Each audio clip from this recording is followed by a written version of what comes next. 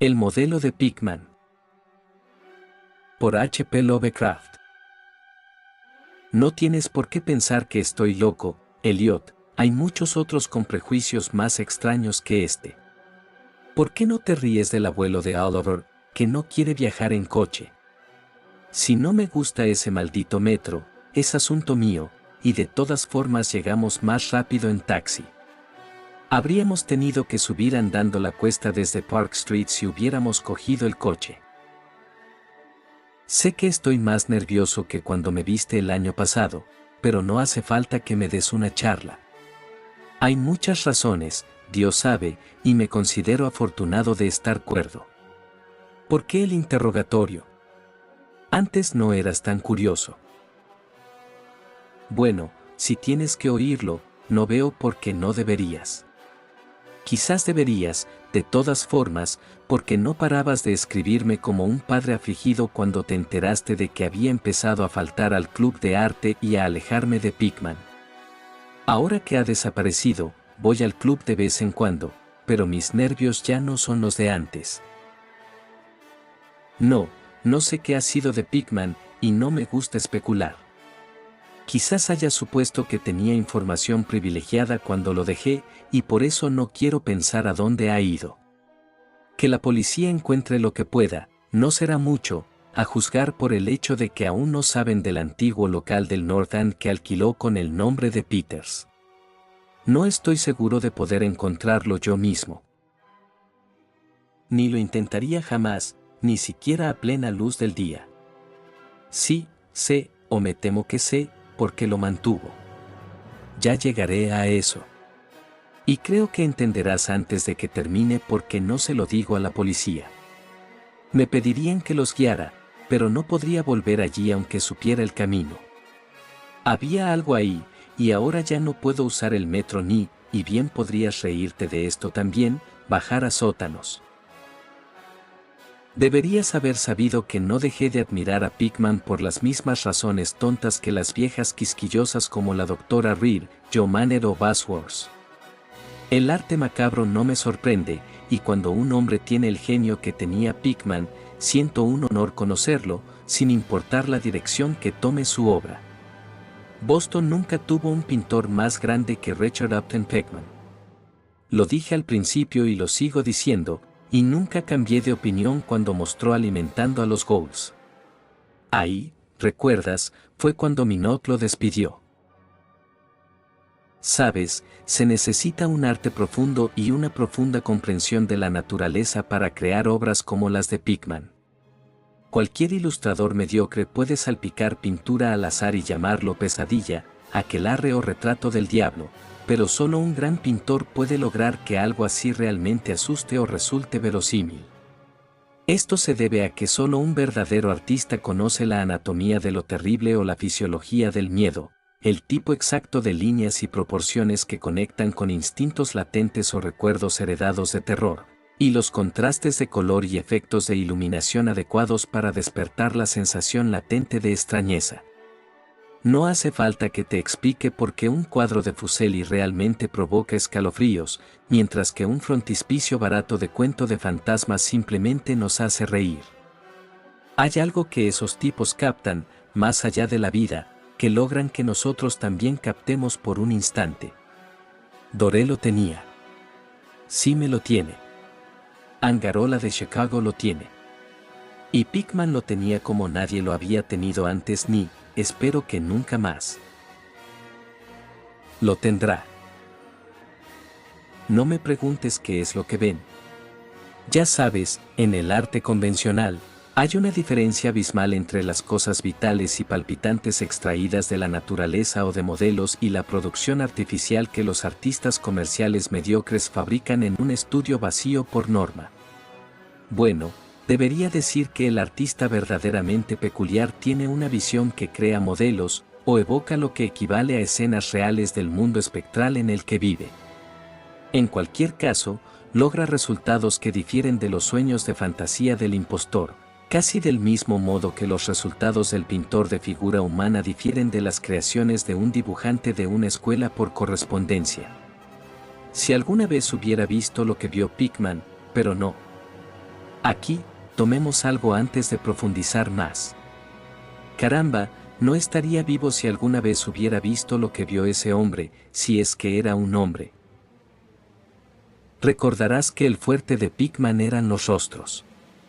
No creo que nadie desde Goya haya podido plasmar tanta intensidad en un conjunto de rasgos o en una simple expresión. Y antes de Goya, hay que remontarse a los pintores medievales que hicieron las gárgolas y quimeras de Notre Dame y el Mont Saint-Michel. Creían en todo tipo de cosas, y quizás también veían todo tipo de cosas, pues la Edad Media tuvo algunas fases curiosas. Recuerdo que le preguntaste a Pickman una vez, el año antes de irte, de dónde demonios sacaba esas ideas y visiones. ¿No te soltó una carcajada desagradable? Fue en parte por esa carcajada que Reed lo despidió. Reid, ya sabes, acababa de empezar a estudiar patología comparada y estaba lleno de pomposos tecnicismos sobre la importancia biológica o evolutiva de tal o cual síntoma mental o físico. Dijo que Pickman le repelía cada día más y que casi le asustaba hacia el final, que los rasgos y la expresión del tipo se estaban desarrollando lentamente de una manera que no le gustaba, de una manera que no era humana. Habló mucho sobre la dieta y dijo que Pickman debía ser anormal y excéntrico hasta el extremo. Supongo que le dijiste a Reed, si tú y él tuvieron alguna correspondencia al respecto, que las pinturas de Pickman lo ponían de los nervios o le perturbaban la imaginación. Sé que yo mismo se lo dije en aquel entonces. Pero ten en cuenta que no dejé de admirar a Pickman por nada de esto. Al contrario, mi admiración por él siguió creciendo, porque esa obra, alimentando a los Ghouls, era un logro tremendo. Como sabes, el club no la exhibió, y el Museo de Bellas Artes no la aceptó como donación, y puedo añadir que nadie la compró, así que Pickman la tuvo en su casa hasta que falleció. Ahora su padre lo tiene en Salem. Ya sabes que Pickman proviene de una antigua familia de Salem y tuvo un antepasado brujo ahorcado en 1692.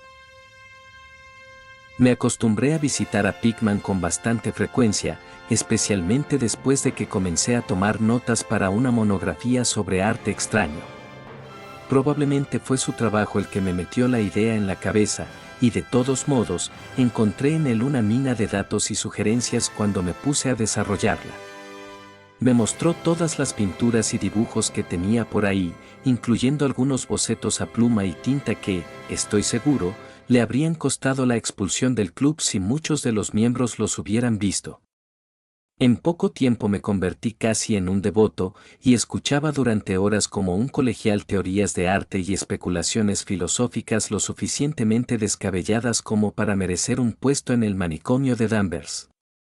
Mi admiración por él, junto con el hecho de que la gente en general comenzaba a tener cada vez menos que ver con él, hizo que se volviera muy confidencial conmigo, y una noche me dio a entender que si era bastante reservada y no demasiado aprensiva, podría mostrarme algo bastante inusual, algo un poco más fuerte que cualquier cosa que tuviera en casa. Sabes, dijo, hay cosas que no encajan en Newbury Street, cosas que están fuera de lugar aquí, y que de todos modos no se pueden concebir aquí. Mi trabajo es captar los matices del alma, y no los encontrarás en un conjunto de calles artificiales construidas por advenedizos. Back Bay no es. Boston, todavía no es nada, porque no ha tenido tiempo de acumular recuerdos y atraer espíritus locales. Si hay algún fantasma aquí, son los fantasmas mansos de una marisma y una cala poco profunda, y yo quiero fantasmas humanos, los fantasmas de seres lo suficientemente organizados como para haber contemplado el infierno y conocido el significado de lo que vieron. El lugar para que viva un artista es el North End. Si algún esteta fuera sincero, soportaría los barrios bajos por el bien de las tradiciones colectivas. Dios mío. ¿No te das cuenta de que lugares como esos no solo se crearon, sino que realmente crecieron? Generación tras generación vivieron, sintieron y murieron allí, en tiempos en que la gente no temía vivir, sentir y morir. ¿Acaso no sabes que había un molino en Copp's Hill en 1632 y que la mitad de las calles actuales ya estaban trazadas en 1650? Puedo mostrarte casas que han permanecido en pie durante 2 siglos y medio o más, casas que han presenciado lo que haría que una casa moderna se derrumbara. ¿Qué saben los modernos de la vida y las fuerzas que la mueven? Llamas a la brujería de Salem una ilusión, pero apuesto a que mi tatarabuela podría haberte contado cosas. La ahorcaron en Gallows Hill, con Cotton Mather observando con aires de santurronería. Maldito sea Mather, temía que alguien lograra escapar de esa maldita jaula de monotonía. Ojalá alguien le hubiera echado un hechizo o le hubiera chupado la sangre en la noche. Puedo mostrarte una casa en la que vivió, y puedo mostrarte otra a la que tenía miedo de entrar a pesar de toda su elocuente y audaz palabrería. Sabía cosas que no se atrevió a incluir en esa estúpida Magnalia ni en esa pueril Maravillas del Mundo Invisible.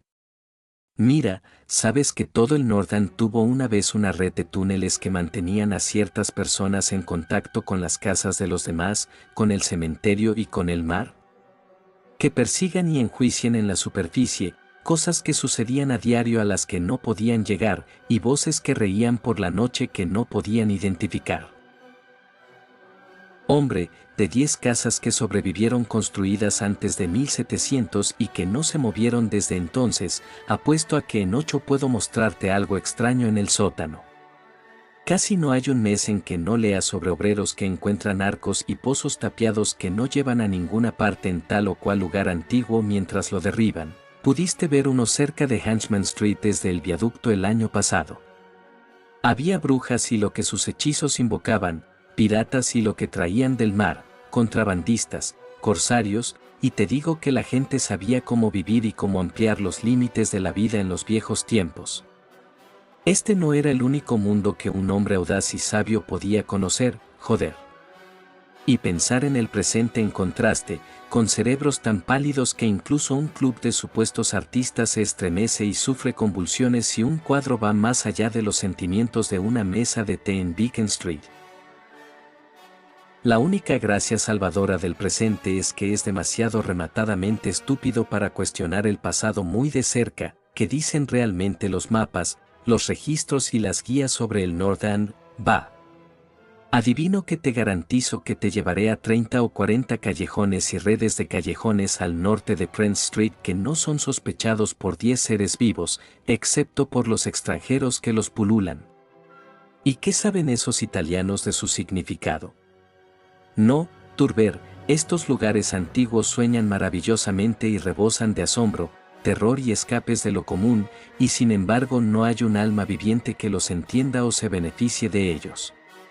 O mejor dicho, solo hay un alma viviente, porque no he estado cavando en el pasado en vano. Mira, ¿te interesa este tipo de cosas? ¿Qué te parecería si te dijera que tengo otro estudio allá arriba, donde puedo capturar el espíritu nocturno del horror antiguo y pintar cosas que ni siquiera podría imaginar en Newbury Street? Naturalmente, no se lo cuento a esas solteronas malditas del club, con Reel, maldito sea, susurrando incluso mientras lo hago que soy una especie de monstruo atado al tobogán de la evolución inversa. Sí, Turber, decidí hace mucho tiempo que uno debe pintar tanto el terror como la belleza de la vida, así que exploré algunos lugares donde tenía razones para saber que el terror vive. Tengo un lugar que no creo que 3 hombres nórdicos vivos, aparte de mí, hayan visto jamás. No está tan lejos de lo elevado en cuanto a distancia se refiere, pero está a siglos de distancia en cuanto al alma se refiere. Lo tomé por el extraño pozo de ladrillo antiguo en el sótano, uno de los tipos de los que te hablé. La choza está casi en ruinas, así que nadie más querría vivir allí, y me da mucha rabia decirte lo poco que pago por ella. Las ventanas están tapiadas, pero me gusta así, porque no necesito luz natural para lo que hago. Pinto en el sótano, donde me llega la inspiración, pero tengo otras habitaciones amuebladas en la planta baja. Es propiedad de un siciliano, y la he alquilado a nombre de Peters. Ahora, si te animas, te llevo allí esta noche. Creo que disfrutarías de las fotos, porque, como te dije, me he dejado llevar un poco. No es una excursión muy larga, a veces voy a pie, porque no quiero llamar la atención con un taxi en un sitio así. Podemos coger el autobús lanzadera en la estación sur hasta Battery Street, y después no hay que caminar mucho. Bueno, Elliot, después de esa perorata no me quedaba más remedio que contenerme para no correr en vez de caminar hacia el primer taxi libre que vimos. Cambiamos al tren elevado en la estación sur, y sobre las 12 habíamos bajado las escaleras de Battery Street y caminado por el antiguo paseo marítimo pasando Constitution Wharf. No me fijé en las calles transversales, y todavía no puedo decirte cuál fue la que encontramos, pero sé que no fue Green Lane. Cuando giramos, fue para adentrarnos en el desierto callejón más antiguo y sucio que jamás había visto, con frontones desmoronados, ventanas rotas de pequeños cristales y chimeneas arcaicas que destacaban medio desintegradas contra el cielo iluminado por la luna. No creo que hubiera 3 casas a la vista que no hubieran estado en pie en la época de Cotton Mather. Sin duda vislumbré al menos 2 con alero, y una vez me pareció ver un tejado a 2 aguas del tipo pre-gambrel, casi olvidado, aunque los anticuarios nos dicen que ya no quedan en Boston. Desde ese callejón, que tenía una luz tenue, giramos a la izquierda hacia un callejón igualmente silencioso y aún más estrecho, sin luz alguna, y en un minuto hicimos lo que creo que fue una curva obtusa hacia la derecha en la oscuridad. Poco después, Pickman sacó una linterna y reveló una puerta antediluviana de 10 paneles que parecía terriblemente carcomida. Tras abrir la puerta, me condujo a un pasillo desolado con lo que antaño fueron espléndidos paneles de roble oscuro, sencillo, por supuesto, pero que evocaba de forma fascinante la época de Andros, Pips y la brujería. Luego me llevó por una puerta a la izquierda, encendió una lámpara de aceite y me invitó a sentirme como en casa. Ahora bien, Elliot, soy lo que la gente de la calle llamaría un tipo bastante duro, pero confieso que lo que vi en las paredes de aquella habitación me revolvió el estómago. Eran sus cuadros.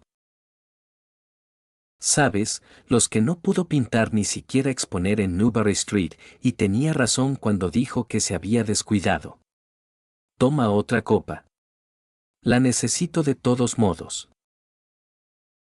Es inútil que intente describirles cómo eran, porque lo espantoso, el horror blasfemo, la increíble repugnancia y el hedor moral provenían de simples gestos que escapan al alcance de las palabras. No había nada de la técnica exótica que se ve en Sidney Sam, ni de los paisajes transaturnianos ni de los hongos lunares que Clark Ashton Smith utiliza para helar la sangre. Los fondos eran en su mayoría antiguos cementerios, bosques frondosos, acantilados junto al mar, túneles de ladrillo, antiguas salas con paneles o sencillas bóvedas de mampostería. El cementerio de Copp's Hill, que no debía estar a muchas manzanas de esta casa, era uno de sus escenarios favoritos. La locura y la monstruosidad residían en las figuras en primer plano, pues el arte mórbido de Pickman era, ante todo, un retrato demoníaco. Estas figuras rara vez eran completamente humanas, pero a menudo se acercaban a la humanidad en diversos grados. La mayoría de los cuerpos, aunque aproximadamente bípedos, tenían una postura encorvada hacia adelante y un vago aire canino. La textura de la mayoría era una especie de gomosidad desagradable. ¡Uf! Ya los veo. Sus ocupaciones, bueno, no me pidan que sea demasiado preciso. Generalmente se alimentaban, no diré de qué. A veces se les mostraba en grupos en cementerios o pasadizos subterráneos, y a menudo parecían estar luchando por su presa, o mejor dicho, por su tesoro. ¿Y qué expresividad tan maldita le daba Pickman a veces a los rostros sin vista de este botín de osario? En ocasiones, se les mostraba saltando por ventanas abiertas por la noche, o en cuclillas sobre los pechos de los durmientes, mordisqueándoles la garganta. Un lienzo mostraba un círculo de ellos aullando alrededor de una bruja ahorcada en Gallows Hill, cuyo rostro muerto guardaba un estrecho parentesco con el suyo. Pero no piensen que fue todo este horrible asunto del tema y el escenario lo que me dejó sin aliento. No soy un niño de 3 años, y ya había visto cosas así. Eran los rostros, Elliot, esos rostros malditos, que salían del lienzo con una mueca de vida. Por Dios, hombre, de verdad creo que estaban vivos. Ese mago nauseabundo había despertado las llamas del infierno con pigmento, y su pincel había sido una varita que engendraba pesadillas. Dame esa jarra, Elliot. Había algo llamado la lección, Dios mío, qué lástima que alguna vez la viera. Imagínense. ¿Se imaginan un círculo de criaturas sin nombre parecidas a perros, sentadas en cuclillas en un cementerio, enseñándole a un niño pequeño a alimentarse como ellos? Supongo que es el precio de un niño cambiado por otra criatura. Ya saben el viejo mito de cómo los seres extraños dejan a sus crías en cunas a cambio de los bebés humanos que roban. Pickman estaba mostrando lo que le sucede a esos bebés robados, cómo crecen, y entonces comencé a ver una relación espantosa en los rostros de las figuras humanas y no humanas. Él, en todos sus grados de morbosidad entre lo francamente no humano y lo degradadamente humano, establecía un vínculo y una evolución sardónicos. Las criaturas parecidas a perros se desarrollaron a partir de mortales. Y apenas me pregunté qué pensaba de sus propias crías, dejadas con la humanidad en forma de niños cambiados por otra criatura, cuando mi ojo captó una imagen que encarnaba precisamente esa idea. Era como un antiguo interior puritano, una habitación con vigas pesadas, ventanas enrejadas, un banco y muebles toscos del siglo XVII, con la familia reunida mientras el padre leía las escrituras. Todos los rostros, excepto uno, mostraban nobleza y reverencia, pero ese reflejaba la burla del abismo. Era el de un hombre joven, sin duda hijo de aquel padre piadoso, pero en esencia era pariente de las cosas impuras. Era su hijo ilegítimo, y con un espíritu de suprema ironía, Pickman le había dado a sus rasgos un parecido muy perceptible con los suyos. Para entonces, Pickman había encendido una lámpara en una habitación contigua y me abría la puerta cortésmente, preguntándome si me gustaría ver sus estudios modernos. No había podido expresarle mucho mi opinión, estaba demasiado mudo por el miedo y el asco, pero creo que lo entendió perfectamente y se sintió muy halagado. Y ahora quiero asegurarte de nuevo, Elliot, que no soy de los que se asustan fácilmente y gritan ante cualquier cosa que se salga un poco de lo habitual. Soy de mediana edad y bastante sofisticado, y supongo que me viste lo suficiente en Francia como para saber que no me impresiono fácilmente. Recuerda también que ya casi me había recuperado y me había acostumbrado a esas imágenes espantosas que convertían la Nueva Inglaterra colonial en una especie de anexo del infierno. Pues bien, a pesar de todo esto, la siguiente sala me hizo gritar de verdad, y tuve que agarrarme al marco de la puerta para no desmayarme. La otra sala mostraba una horda de demonios y brujas que invadían el mundo de nuestros antepasados, pero esta trajo el horror directamente a nuestra vida cotidiana. Caramba, ¿cómo pintaba ese hombre? Había un estudio titulado Accidente en el metro, en el que una bandada de esas criaturas repugnantes salía de alguna catacumba desconocida a través de una grieta en el suelo del metro de Boston Street y atacaba a una multitud de personas en el andén. Otro mostraba una danza en Copp's Hill entre las tumbas con el paisaje actual de fondo. Luego había un sinfín de vistas de sótanos, con monstruos que se colaban por agujeros y grietas en la mampostería y sonreían mientras se agachaban detrás de barriles o hornos y esperaban a que su primera víctima bajara las escaleras. Un lienzo repugnante parecía representar una vasta sección transversal de Beacon Hill, con ejércitos de monstruos mefíticos parecidos a hormigas que se abrían paso a través de madrigueras que formaban panales en el suelo. En los cementerios modernos se representaban libremente bailes, pero otra imagen me impactó más que ninguna otra, una escena en una bóveda desconocida, donde decenas de bestias se agolpaban alrededor de una que sostenía una conocida guía de Boston y evidentemente leía en voz alta. Todas señalaban un pasaje en particular, y cada rostro parecía tan distorsionado por la risa epiléptica y resonante que casi creí oír los ecos diabólicos. El título de la imagen era, Holmes, Lovell y Longfellow yacen enterrados en Mount Auburn. A medida que me tranquilizaba y me adaptaba a esta segunda sala de maldad y morbosidad, comencé a analizar algunos de los motivos de mi repugnancia. En primer lugar, me dije, estas cosas me repelían por la absoluta inhumanidad y la crueldad despiadada que mostraban en Pickman. Ese individuo debe ser un enemigo implacable de toda la humanidad para regocijarse con la tortura del cerebro y la carne y la degradación de la morada mortal. En segundo lugar, aterrorizaban por su propia grandeza. Su arte era el arte que convencía. Al ver las imágenes, veíamos a los demonios mismos y les temíamos. Y lo extraño era que Pickman no obtenía su poder del uso de la selectividad ni de lo bizarro. Nada estaba borroso, distorsionado ni convencionalizado, los contornos eran nítidos y realistas, y los detalles estaban definidos casi dolorosamente. ¿Y los rostros? No era una simple interpretación artística lo que veíamos, era el pandemonio mismo, cristalino en una objetividad cruda. Eso era, por Dios. El hombre no era ni fantasioso ni romántico, ni siquiera intentó ofrecernos la efímera y prismática agitación de los sueños, sino que reflejó fría y sardónicamente un mundo de horror estable, mecanicista y bien establecido que él veía con plenitud, brillantez, precisión e inquebrantable claridad. Solo Dios sabe cómo era ese mundo, o donde vislumbró las formas blasfemas que lo atravesaban, pero cualquiera que fuera el origen desconcertante de sus imágenes, una cosa era evidente, Pickman era, en todo sentido, tanto en la concepción como en la ejecución, un realista minucioso, meticuloso y casi científico. Mi anfitrión me guiaba ahora por el sótano hacia su estudio, y me preparé para presenciar algunos efectos infernales entre los lienzos sin terminar.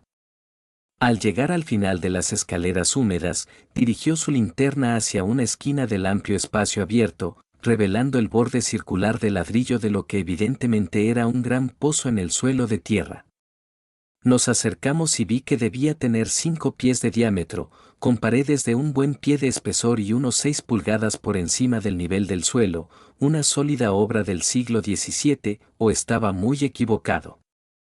Eso, dijo Pickman, era a lo que se refería, una abertura de la red de túneles que solían socavar la colina. Noté distraídamente que no parecía estar tapiado y que un pesado disco de madera formaba la aparente tapa.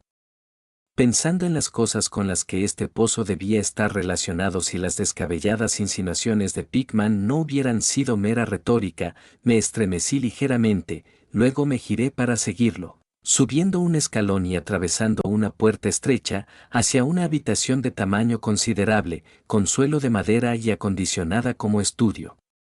Un aparato de gas acetileno proporcionaba la luz necesaria para trabajar. Los cuadros sin terminar, sobre caballetes o apoyados contra las paredes, eran tan espantosos como los terminados de arriba, y evidenciaban los meticulosos métodos del artista. Las escenas estaban esbozadas con extremo cuidado, y las líneas guía a lápiz revelaban la minuciosa exactitud que Pickman empleaba para conseguir la perspectiva y las proporciones correctas. El hombre era genial, lo digo incluso ahora, sabiendo tanto como sé. Una gran cámara sobre una mesa llamó mi atención, y Pickman me contó que la usaba para fotografiar escenas como fondos, de modo que pudiera pintarlas a partir de fotografías en el estudio en lugar de andar cargando con su equipo por toda la ciudad en busca de tal o cual vista. Consideraba que una fotografía era tan buena como una escena o un modelo real para un trabajo prolongado, y afirmó que las utilizaba con regularidad. Había algo muy perturbador en los bocetos nauseabundos y las monstruosidades a medio terminar que acechaban desde todos los rincones de la habitación, y cuando Pickman desveló de repente un enorme lienzo en el lado opuesto a la luz, no pude contener un grito ensordecedor, el segundo que proferí aquella noche. Resonó una y otra vez en las oscuras bóvedas de aquella antigua y lúgubre bodega, y tuve que reprimir una oleada de reacciones que amenazaban con estallar en una risa histérica. Creador misericordioso. Elliot, pero no sé cuánto era real y cuánto era fantasía febril. No me parece que la Tierra pueda albergar un sueño así. Era una blasfemia colosal y sin nombre, con ojos rojos brillantes, que sostenía entre garras huesudas algo que había sido un hombre, royendo su cabeza como un niño mordisquea un caramelo. Su postura era una especie de cuclillas, y al mirarlo uno sentía que en cualquier momento podría soltar su presa y buscar un bocado más jugoso. Pero maldita sea, ni siquiera era el tema diabólico lo que lo convertía en una fuente inmortal de pánico, ni eso, ni el rostro canino con sus orejas puntiagudas, ojos inyectados en sangre, nariz chata y labios babeantes. No eran las garras escamosas, ni el cuerpo cubierto de moho, ni los pies medio pezuñas, nada de eso, aunque cualquiera de ellos bien podría haber llevado a la locura a un hombre excitable. Era la técnica, Elliot, la técnica maldita, impía, antinatural. Como ser vivo, jamás vi en ningún otro lugar el aliento de la vida tan fusionado en un lienzo. El monstruo estaba allí, miraba fijamente, mordisqueaba y miraba fijamente, y yo sabía que solo una suspensión de las leyes de la naturaleza podría permitir que un hombre pintara algo así sin modelo, sin vislumbrar el inframundo que ningún mortal que no se hubiera entregado al demonio jamás había tenido. Sujeto con una chincheta a una parte vacía del lienzo había un trozo de papel ahora muy arrugado, probablemente, pensé, una fotografía a partir de la cual Pickman pretendía pintar un fondo tan horrendo como la pesadilla que iba a realzar. Extendí la mano para desenrollarlo y mirarlo, cuando de repente vi a Pickman sobresaltarse como si le hubieran disparado. Había estado escuchando con peculiar intensidad desde que mi grito de sorpresa había despertado ecos inusuales en el oscuro sótano, y ahora parecía presa de un miedo que, aunque no comparable al mío, tenía más de físico que de espiritual. Sacó un revólver y me hizo un gesto para que guardara silencio, luego salió al sótano principal y cerró la puerta tras de sí. Creo que me quedé paralizado por un instante. Imitando la forma de escuchar de Pickman, me pareció oír un leve correteo en alguna parte, y una serie de chillidos o balidos en una dirección que no pude determinar. Pensé en ratas enormes y me estremecí. Luego vino una especie de repiqueteo apagado que de alguna manera me puso la piel de gallina, un repiqueteo furtivo y tanteante, aunque no puedo intentar expresar con palabras lo que quiero decir. Era como madera pesada cayendo sobre piedra o ladrillo, madera sobre ladrillo. ¿En qué me hizo pensar eso? Volvió a sonar, y más fuerte. Hubo una vibración como si la madera hubiera caído más lejos que antes. Después siguió un chirrido agudo, un balbuceo a gritos de Pickman y la ensordecedora descarga de las 6 recámaras de un revólver, disparadas espectacularmente como un domador de leones al aire para causar efecto. Un chillido o graznido ahogado, y un golpe seco. Luego, más madera y rejilla de ladrillo, una pausa, y la apertura de la puerta. Confieso que me sobresalté violentamente. Pickman reapareció con su arma humeante, maldiciendo a las ratas hinchadas que infestaban el antiguo pozo.